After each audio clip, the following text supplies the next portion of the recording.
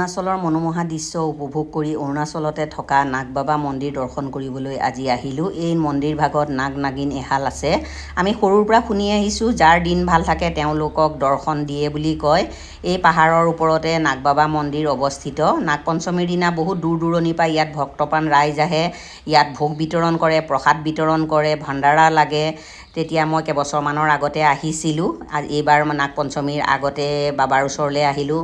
মাও আহিছে, মাও সুস্থ যদিও আহিব মন কৰিলে। আৰু এনেও তীৰ্থলৈ আহিলে মাক বাপেক যদি সুস্থ হৈ থাকে, আহিব মন কৰে, লৈ আহিব লাগে, তেতিয়াহে তীৰ্থ সফল হয় বুলি কয়। এয়া ওপৰৰ পৰা তলৰ দৃশ্যটো দেখিছেনে? এয়া নাগবাবা মন্দিৰৰ থপনা ভাগ। আপোনালোককো দৰ্শন কৰালোঁ। নাগবাবাই যেন সকলোকে ভালে কুশলে ৰাখে। আৰু এতিয়া গোমাই মই চাকি বন্তি জ্বলালোঁ, সেৱা ল'লোঁ, প্ৰসাদ ল'লোঁ, পণ্ডিতজীয়ে আশীৰ্বাদ কৰিলে। আৰু নাগ পঞ্চমীৰ কাৰণে গিৰিফৰ কৰ্মচাৰীসকলে গোটেই মন্দিৰৰ চৌহদ চাফা কৰিছে, টিলিঙাবিলাক নমাই ধুই কৰি ইয়াত থৈছে। আকৌ এতিয়া নাগ পঞ্চমীৰ আগে আগে চব ঠায়ে ঠায়ে লগাই দিব। আৰু ইমান কৰ্মচাৰীবিলাকে নিষ্ঠাৰে কৰ্ম কৰি আছে।